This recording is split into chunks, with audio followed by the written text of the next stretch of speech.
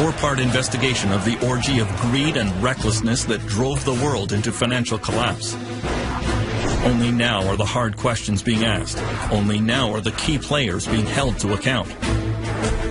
In this hour, the story of the men who crashed the world. The billionaire mortgage seller who fooled millions. Everybody wanted to own a piece of real estate to get into the game. The high-rolling banker with a fatal weakness. Jimmy Cain tried to hand me what looked like a joint. I'm not kidding. The ferocious Wall Street predator. I want to reach in, rip out their heart, and eat it before they die. And the power behind the throne. The de facto president of the United States was an unelected gentleman from Wall Street. Meltdown, the secret history of the global financial collapse.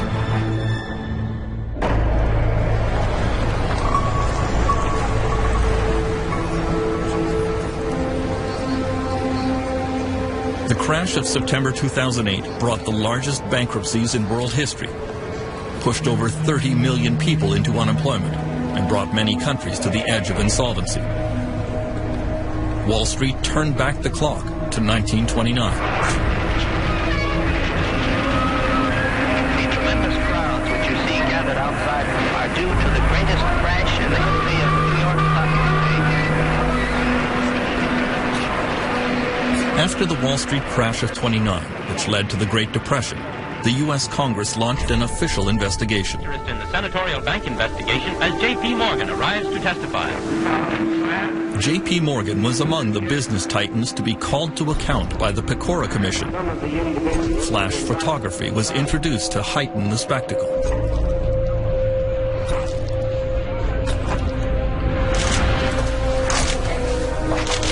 In 2010, the same model is followed for a new investigation of a new financial collapse.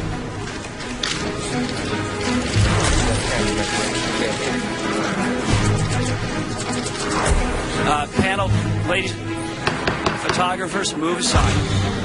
Former California Treasurer Phil Angelides is chairman of the Financial Crisis Inquiry Commission. I'm honored to welcome you as we start this series of public hearings into the causes of the financial and economic crisis. He has taken sworn testimony from a parade of government and bank officials, trying to get to the bottom of what really caused the 2008 meltdown. The consequences of this financial crisis have been grim also. 27 million Americans who are either out of work, can't find full-time work, or stop looking for work. Millions who have lost their homes, and millions more who are in the foreclosure process. Trillions of dollars of wealth loss. I think one of our jobs is to try to rationally explain to people what the heck happened. People want to know. How did it all go so wrong? The key trigger of the 2008 financial meltdown was easy lending in the U.S. housing market.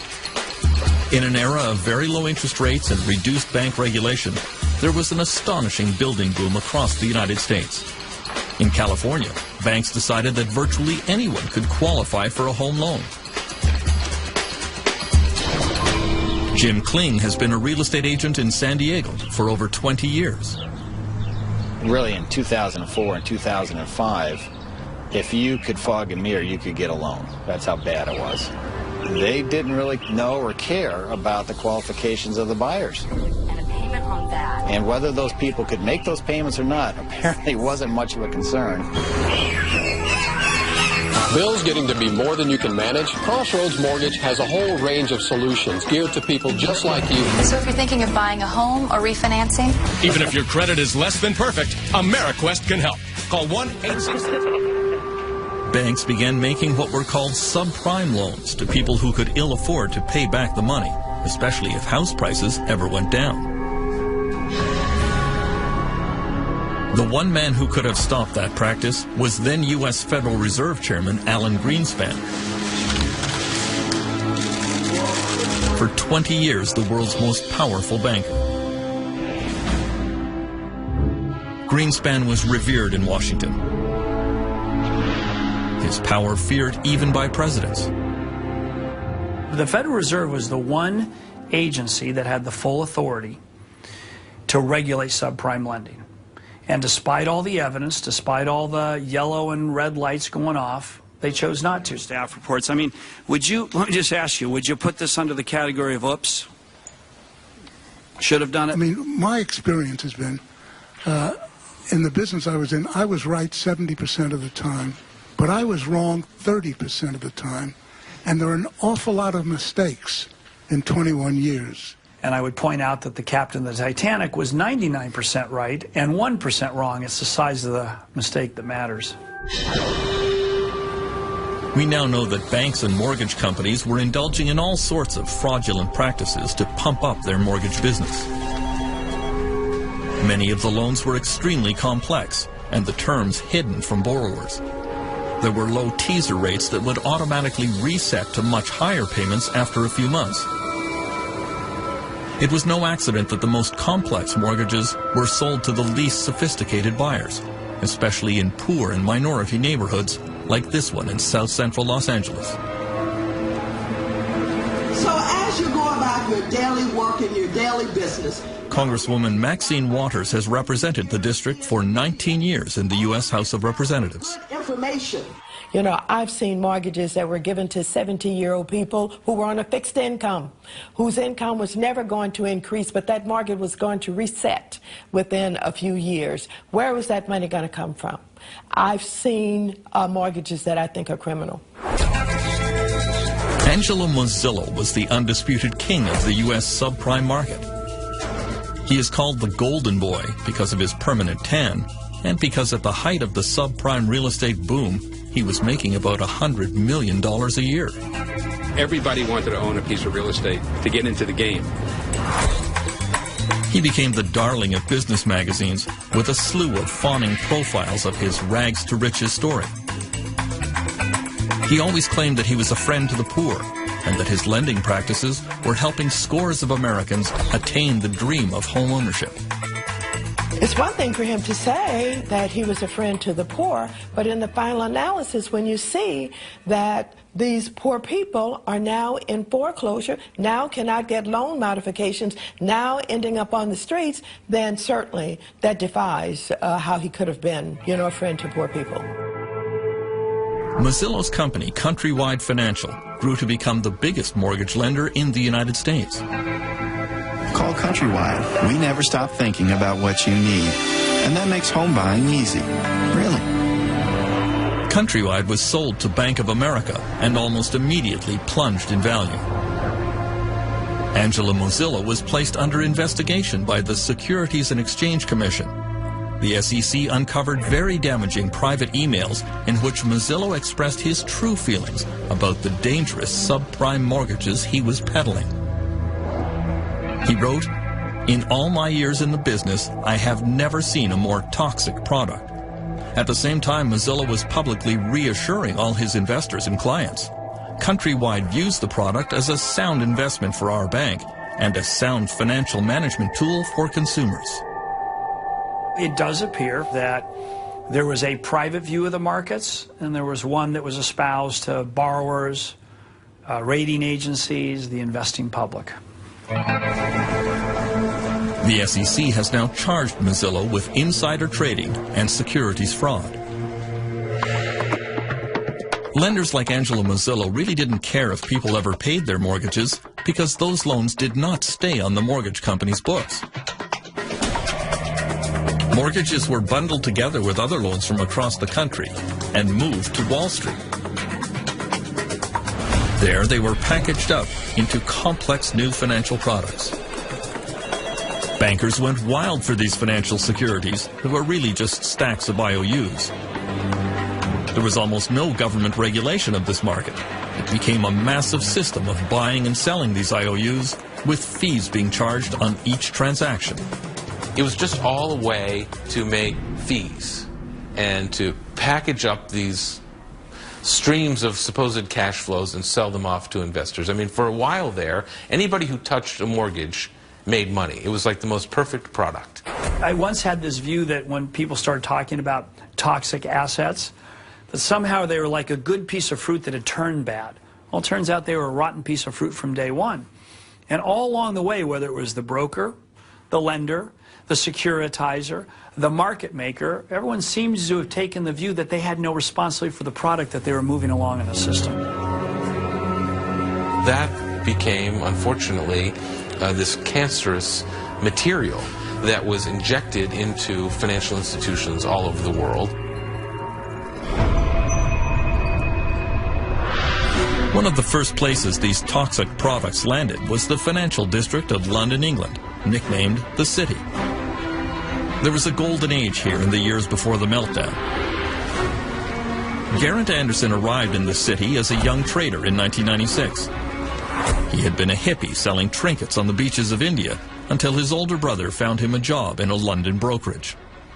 I literally didn't know what the city was. I mean, I kind of was aware that there was a stock market, and I said, well, why? I mean, you have to wear a suit and things like that. And he said, I'll tell you why. It's quite simple. You'll have about £300,000–400,000 within about 4 or 5 years, and then you can go off and live the life you want to live.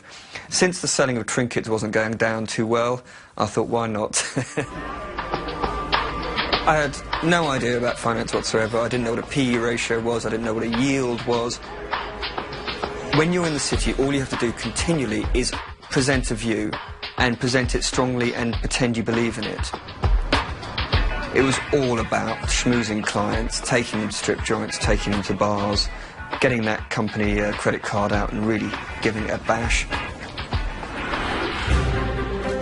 The wild atmosphere in Britain was brought about because Chancellor of the Exchequer Gordon Brown was easing financial regulation there.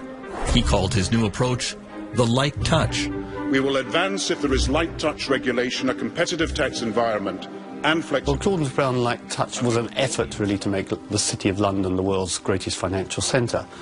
And it meant giving the financiers, giving the bankers a very free hand in the marketplace. Paul Martin was Canada's finance minister in those years. He says deregulation came about because of a competition between New York and London to become the financial capital of the world.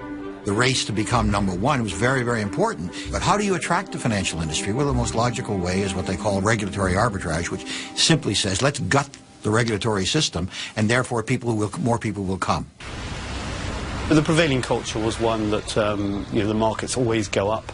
It was an easy way to make money, drinking champagne, fat cat analysts. It was a joyous time.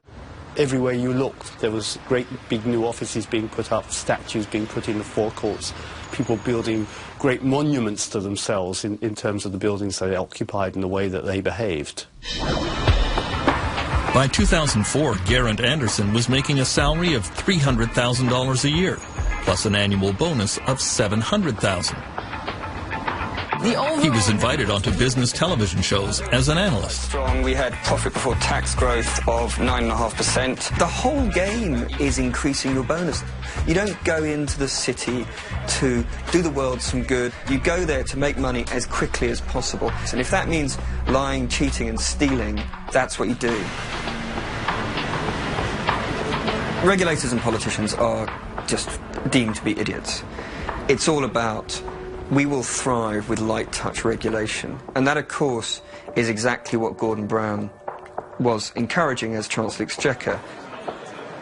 And interestingly, he calls my precise period in the city the age of irresponsibility. But it was partly to do with the fact he just said, anything goes. And, you know, to me, it's just obvious. The way people were behaving was a rational way of behaving in the context of the bonus system and the lack of regulation. Before long, the Anglo-American risky financial model was spreading around the world, from Iceland to Dubai.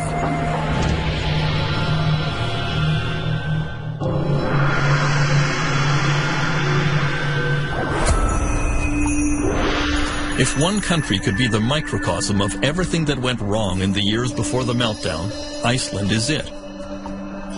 It is a place of staggering natural beauty. From its geysers, to its waterfalls, to its famous Blue Lagoon, it is a magnet for tourists. One thing Iceland was never known for was banking and high finance, at least until a few years ago. Iceland was transformed through the ideas of one man, longtime Prime Minister David Oddsson, He decided to shake Iceland out of its social democratic past and remake the country according to his free market principles. He surrounded himself with like-minded admirers. David Oddsson is somebody who fulfills the two criteria that Machiavelli puts up about political leaders. He is cunning as a fox and he is courageous as a lion. David Oddsson wanted to privatize almost everything touched by government. Iceland's #1 resource industry has always been fishing. Oddsson parceled up the country's fishing grounds and passed them off to big ship owners. On Egil Helgason's popular political TV show, the reaction was disbelief.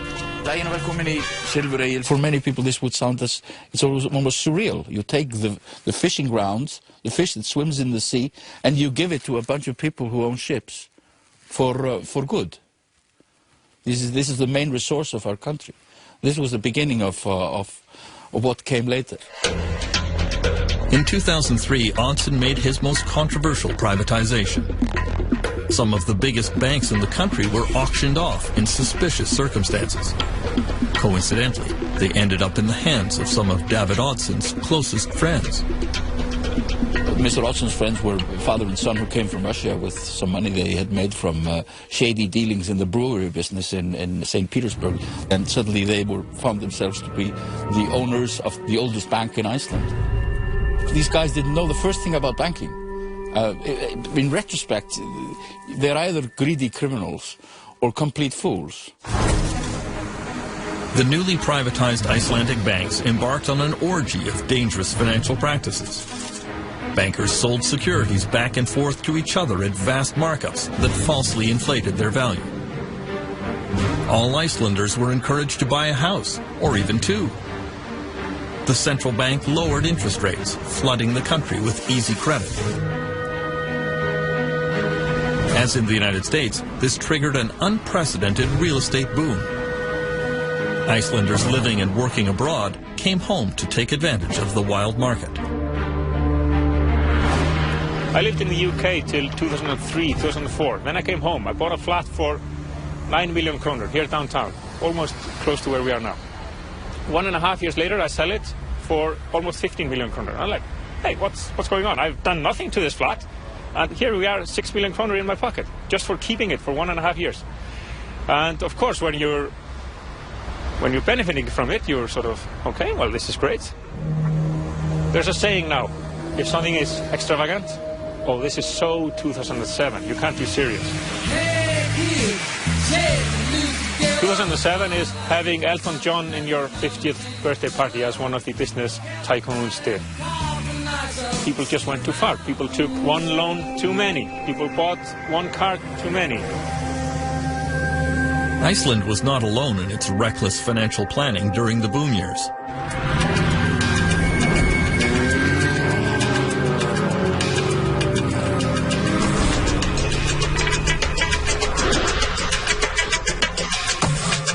The world champion of the global real estate bubble was surely Dubai in the United Arab Emirates.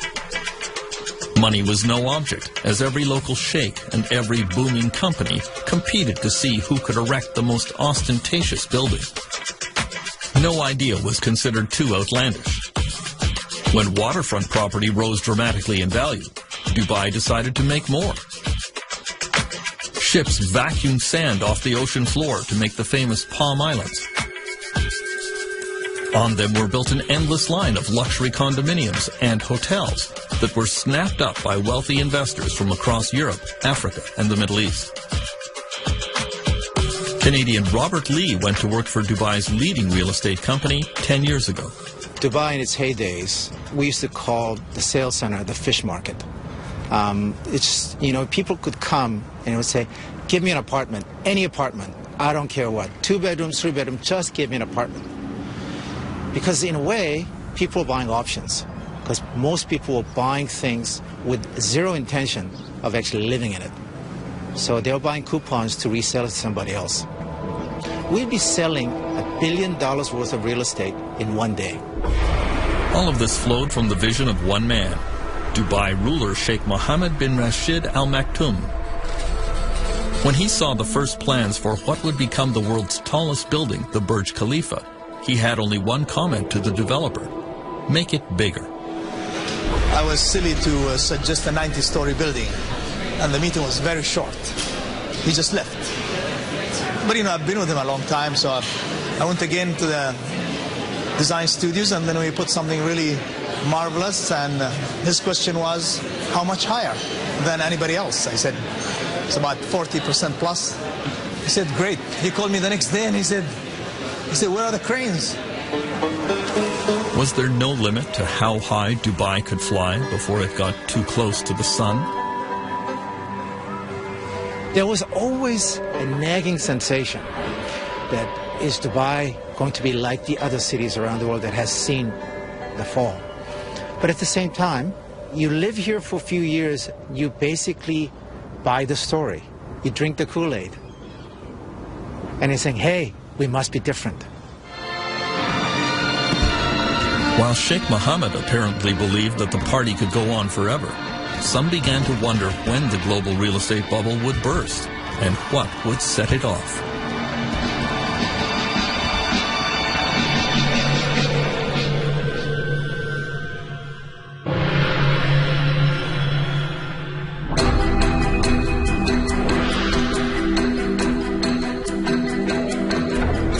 The man who would become the central actor in the meltdown took his position on the stage in 2006.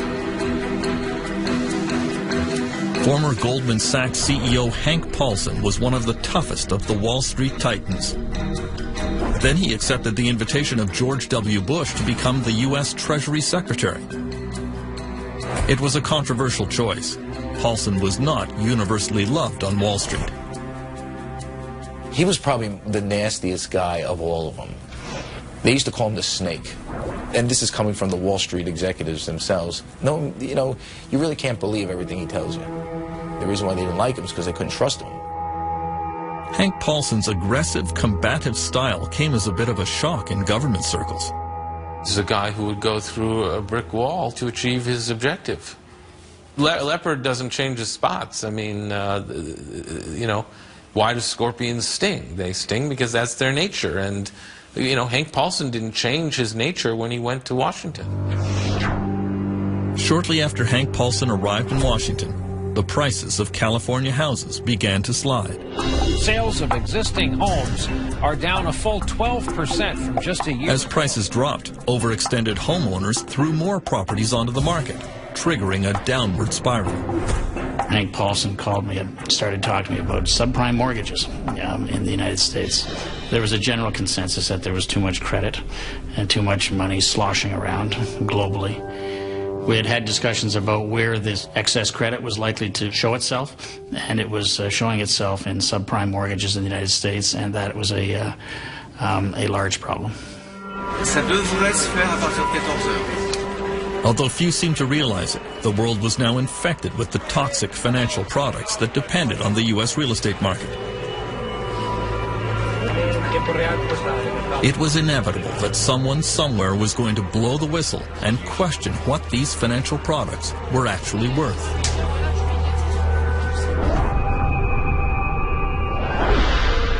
As it happened, the alarm sounded in Paris in August 2007. The giant French bank BNP Paribas discovered that many of its investment funds were filled with toxic U.S. securities. They stopped all withdrawals from those funds. It was a little bit like an old-fashioned movie where the bank president locks the door and tells people they can't get their money. It doesn't exactly make you feel good about the world.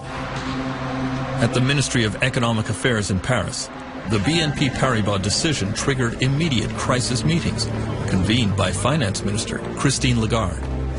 Ça a commencé de manière très dure, je m'en souviens très bien, parce que c'était interruption de vacances immédiate, retour à Paris et discussion immédiate avec les banques sur ces conduits qu'elles étaient en train de fermer en raison d'un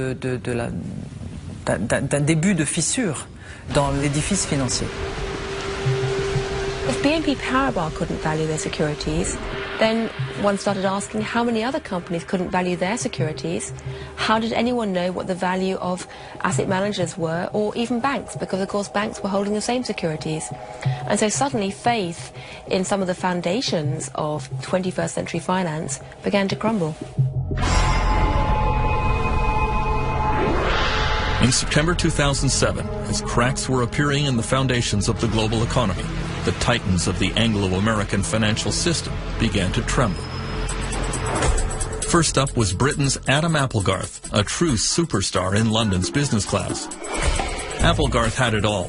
He joined an obscure bank called Northern Rock in 1983 and had a meteoric rise, becoming CEO of the bank in 2001. Oh, he was a brilliant fellow, full of himself, full of confidence, felt he could do no wrong, loved the idea that he was become a transatlantic jet setter. He'd go over to New York to arrange the next tranche of securitized debt, and felt he had a model which was much better than everybody else. He didn't get it. He didn't get that he developed an unstable model and that the wholesale markets went wrong. His bank would fall off a cliff very, very fast, which is exactly what happened. Good evening. One of Britain's biggest mortgage lenders, Northern Rock, is applying to the Bank of England for emergency financial support. BBC News has learned that the bank... Within hours of the BBC bulletin, worried Northern Rock customers lined up to get their money out. Maybe it's safe, maybe it's not, but I'd rather know that it was safe. I'm just going to go put it in my bank and I've taken all of my money out. Most people in the Western world had never seen a bank run before with their own eyes, and so it was something they found almost impossible to imagine. The British government was very slow to react to the panic. It was egg on our face as the British authorities, no doubt about that, and letting those queues not only form but continue for 2 days was very damaging to the reputation of British banking. Adam Applegarth was hauled before a British parliamentary investigation of the failure of his bank, but he was characteristically defiant. Mr. Applegarth, do you actually accept you've done anything wrong? It was a good business model, but clearly couldn't deal with the unforeseen global freezing of the liquid markets. You keep saying it was unforeseen, yet this committee had been discussing it for 6 months.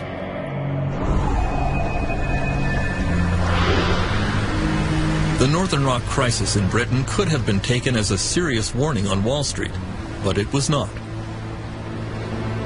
I think people saw this as that's happening over there. That's not happening here. I think that the sense of interconnectedness was not realized until the very last moment. Wall Street did not really start paying attention to the growing international crisis until one of its own megastars began wobbling in orbit, the flamboyant head of one of America's oldest and biggest banks.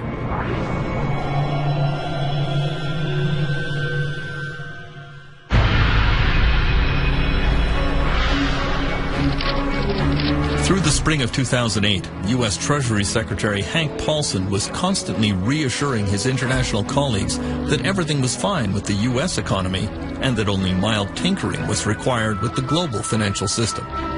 In private, French Finance Minister Christine Lagarde advised her friend that he was being very foolish.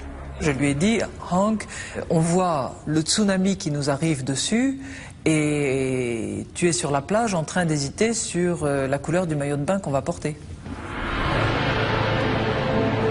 The first major U.S. casualty of the financial crisis came with the dramatic fall of one company and one man, the richest CEO on Wall Street.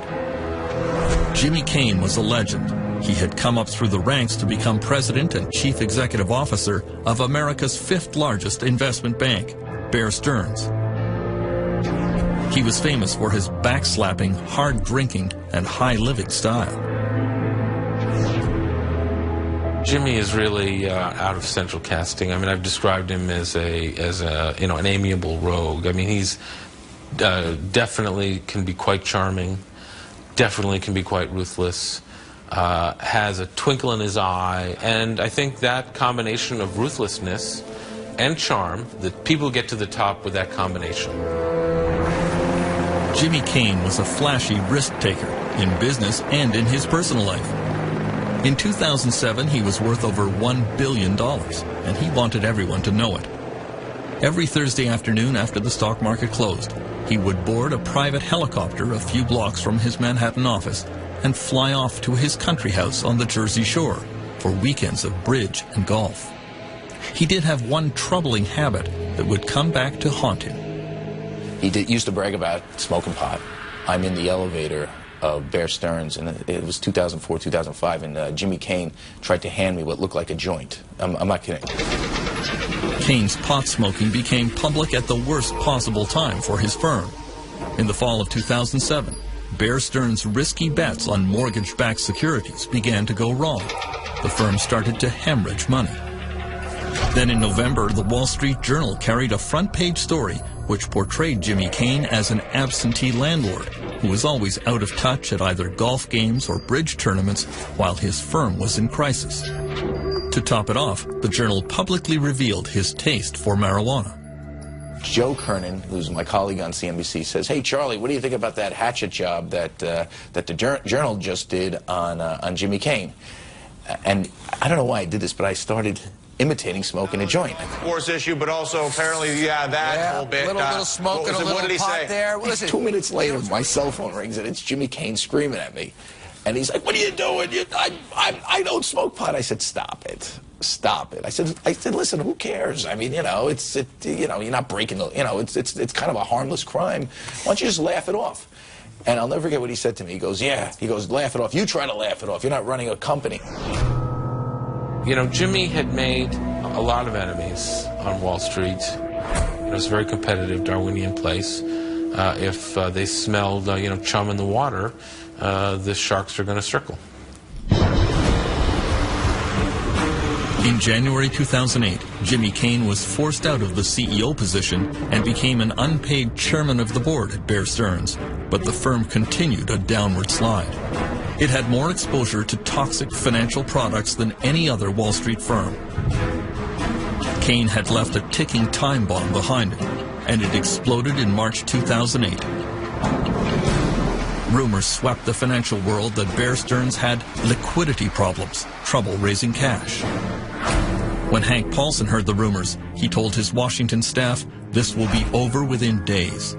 He knew that Bear's clients would immediately pull their cash out of the bank, causing it to collapse. We have some breaking business news tonight. The storied investment bank Bear Stearns is reportedly close to selling its... Paulson was right. On Sunday, March 16th, Bear Stearns was taken over by rival J.P. Morgan in a deal bankrolled by the U.S. government. Just 1 year earlier, Bear's share price had been a lofty $170. Get this, it's valued at about $2 a share in this deal. $2 a share just last year. People thought it was a typo. Bear stock had traded, what, in the 30s or 40s? The closed in the previous Friday, and so, the idea that it would be worth $2 a share was impossible to fathom. Okay, can I ask you one question? No. You think that in May 2010, when Jimmy Kane was summoned before the Financial Crisis Inquiry Commission to account for the collapse of his bank, he seemed to suggest it had nothing to do with him. Kane presented Bear Stearns as a victim of market hysteria. The market's loss of confidence, even though it was unjustified and irrational, became a self-fulfilling prophecy. When I hear a lot of the people come before us, I'm struck by the extent to which all the fingers point away from themselves. And I'm struck by the extent to which so many people on Wall Street somehow do not draw a correlation between the actions and activities and the risks they were undertaking and the crisis that occurred.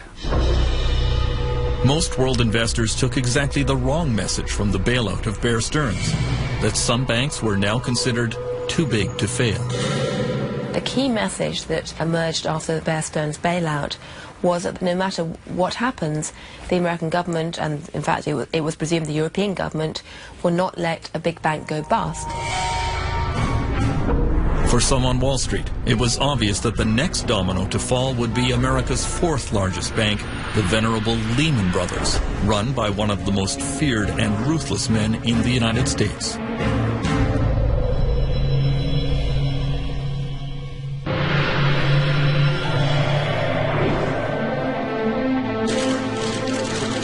Perhaps the most reviled figure to appear before the U.S. Congress in the aftermath of the meltdown was former Lehman Brothers CEO Richard Fuld.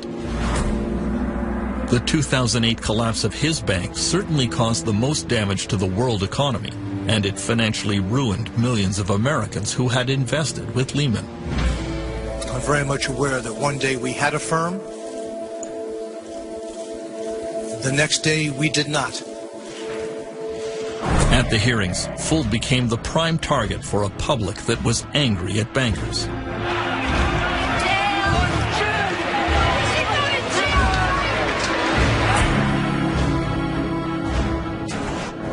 Dick Fuld had spent his entire career at Lehman Brothers, starting at the bottom and clawing his way up the ladder. In later years, he assumed all the trappings of unfettered power. His word was law, his judgment never to be questioned. There was a huge cult of loyalty to Dick Fuld as the chief executive of the firm. People, on the one hand, admired what Dick Fuld had achieved, but secondly, this was not an organization where you, as a matter of casual incident, decided it was a good idea to disagree with Dick. The way he created Lehman Brothers, it was almost a cult of personality. The personality was his personality, which was, it's us against them, we're going to fight everybody, and we're going to win. Dick Fuld was determined to intimidate anyone who might cross him. In this internal Lehman UK video, he was angry that some traders were driving down his stock price. But what I really want to do is I want to reach in, rip out their heart, and eat it before they die. I think in the tape there's a sort of nervous laughter in the auditorium. I think that sort of reflects quite a lot about how people within Lehman saw Dick. On the one hand, it sounded at one level amusing, and then you sort of thought to yourself, I suspect if you were in that audience, the really scary thing is he sort of could probably do it. Lehman Brothers entered its death spiral on September 11th, 2008. The stock was plummeting. Dick Fuld was advised that it was time for a fire sale of his corporate assets, but he resisted. Telephone records show that U.S. Treasury Secretary Hank Paulson spoke frequently with Fuld, but he felt his message was not getting through. He was definitely exasperated with Dick Fuld. I think everybody was. He seemed to be unable to recognize the gravity of the situation his firm was in and unable to do the things that were needed. On Friday, September 12th, Hank Paulson decided that it was time for drastic action to save Lehman Brothers, but he did not want to authorize another government bailout. He flew to New York on his private jet and summoned all the Wall Street CEOs to an emergency meeting at the New York Federal Reserve Building. You know, the fire alarms are going off. The tornado siren is going. And so when the chief of police and the chief of the fire department says we need the heads of all the major employers in our town to come together to come up with a plan, you come. At 6 p.m., Hank Paulson started that secret meeting with America's leading bank CEOs. Jamie Dimon of J.P. Morgan, Lloyd Blankfein of Goldman Sachs, John Thain of Merrill Lynch, and John Mack of Morgan Stanley. I began working on a plan. Paulson told them that they all knew why they were there. Without their help, Lehman would not open for business on Monday, and the consequences for everyone sitting around that table would be disastrous. Across town, Dick Fuld was astounded that Hank Paulson had not invited him to the crisis meeting. Here his company is basically being carved up, and he's not allowed to be there. He's calling and they're not returning his calls. Inside Lehman Brothers, there was an air of unreality. The firm had been in existence since 1850. They had survived the Great Depression of the 1930s. They had survived the 9/11 attack that destroyed their offices in the World Trade Center. Surely they could survive this. Tonight, one of the biggest investment firms is in serious trouble. Lehman Brothers with a Lehman Brothers stock has been plummeting along with confidence in its ability to survive. These people have been through it before. They were going through it again. Do you know what? The rest of the world hates us, but that's okay because we're going to emerge on top here. And I believe that was what was persisting at Lehman Brothers right until midnight on the famous weekend. I don't think anyone really at the senior management believed it was going to happen. On Sunday, the bankers finally came up with a private sector plan to save Lehman Brothers. The company would be divided in two. The solid assets of Lehman would be purchased by Barclays, a British bank. The American bankers agreed to take over the questionable parts of the company. Just as everyone was about to celebrate, word arrived that the British government would not approve the deal. Hank Paulson placed an emergency call to British Chancellor Alistair Darling, but couldn't budge him. I understand Hank Paulson's problem. He had to sort out Lehman's problem, and the conversations we had were very amicable, and we understood each other's position. But I was quite clear. I could not agree to something where the British taxpayer was taking on a liability that people didn't fully understand. Paulson hung up, feeling deflated and frustrated. He announced to everyone in the room, "The British screwed us." Objectively, this deal was never going to happen. And the most striking thing about this whole story is how little effort the Americans gave to talking to the British authorities until literally the last minute. Paulson knew Lehman's failure would bring financial catastrophe.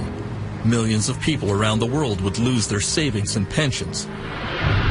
At this moment of maximum tension, Hank Paulson had a panic attack. He slipped out of the room and called his wife.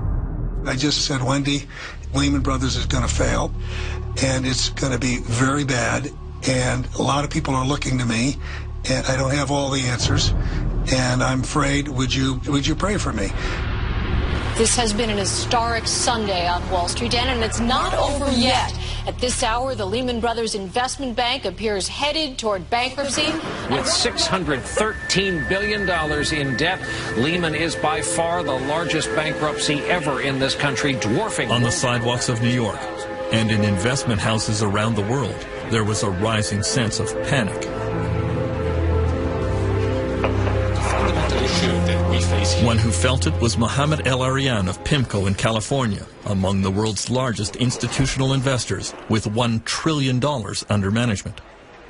I remember calling my wife and telling her, go to the cash machine, take cash out, because I'm not sure whether the banks are going to open tomorrow. There was a feeling that the system was incredibly fragile, that the unthinkable was clearly thinkable. Lehman Brothers officially declared bankruptcy at 2 a.m. There was widespread fear that could trigger a chain reaction that would take down the world banking system. At the New York Federal Reserve, then President Tim Geithner told his staff to prepare for the crash landing of Lehman. He told them to put foam on the runway. The problem is they didn't put nearly enough foam on the runway, and there were all sorts of unintended consequences. The ripples that they anticipated turned out to be a tsunami. The tsunami unleashed by the crash of Lehman Brothers would sweep around the globe, destroying millions of jobs and wiping out the economic future of entire countries. Protests rocked world capitals, from Reykjavik to Beijing to London.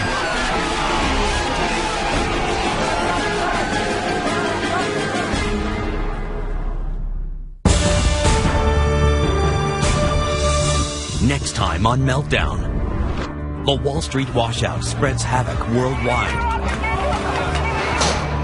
While CEOs and senators point fingers in Washington, unemployment and homelessness spread like wildfire. Don't move to California, that's all I gotta say. The entire Western financial system hits bottom. It is just, it's a tragedy.